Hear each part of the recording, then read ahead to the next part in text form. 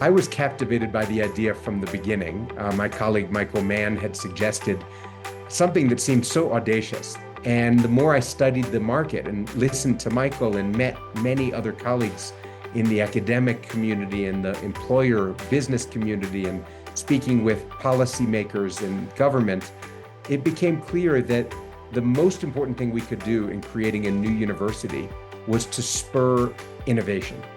And our thought was not only could we create a great new university, which indeed turned out to be the case, but that maybe we would cause everyone in the sector to do new and innovative things that would be good for students and good for Australia. I was employed by Laureate to grow Laureate in the Asia Pacific region.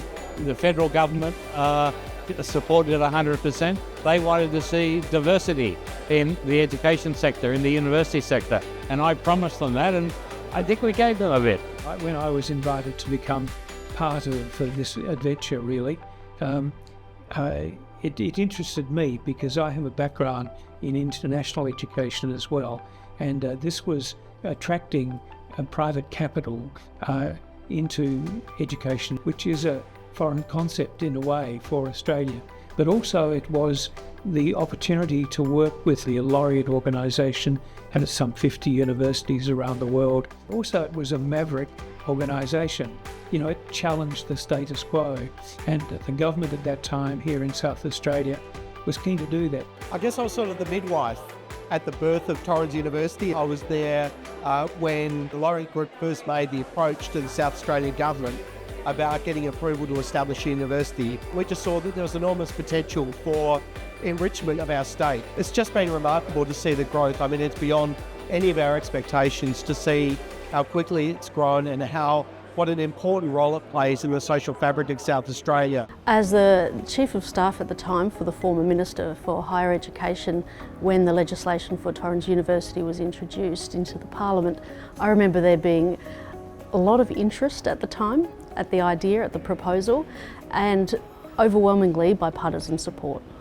Look, I thought it was important to support a private university coming in, Torrens in this case, simply because there was strong private sector involvement in the primary school sector, in the high school sector, and there was no reason it shouldn't be around that university sector as well. They had a role to play and the model sounded fantastic.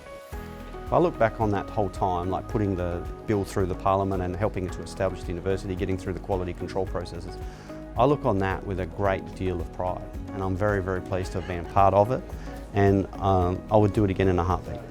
One of the things that we should be very proud of in that first 10 years, to establish research is extremely long play, hard work, and you have to build structures and frameworks around what you're trying to create.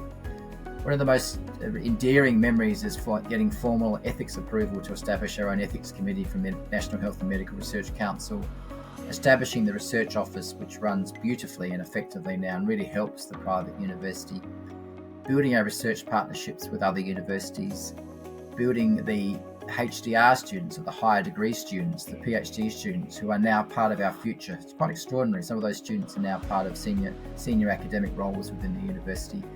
And then importantly, being successful with grants. I'm the first international student from Nigeria to say, and I can see the multiculturalism of Torrens University. They have over 120 nationalities coming from different parts of the world to come and study in Australia with Torrens University. That is big. This is not just a university of Australia, but global university. I'm very proud of that. Yeah, I think Torrens is a fundamental part of the higher education landscape. We were the first new university in 20 years, and we really brought some difference and differentiation in there.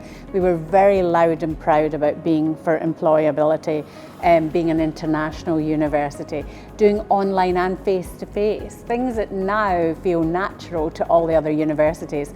So there's no doubt we were a disruptor when we came in, and we've matured really to be incredibly innovative and make sure that we're taking that innovation into the next Torrens 2.0.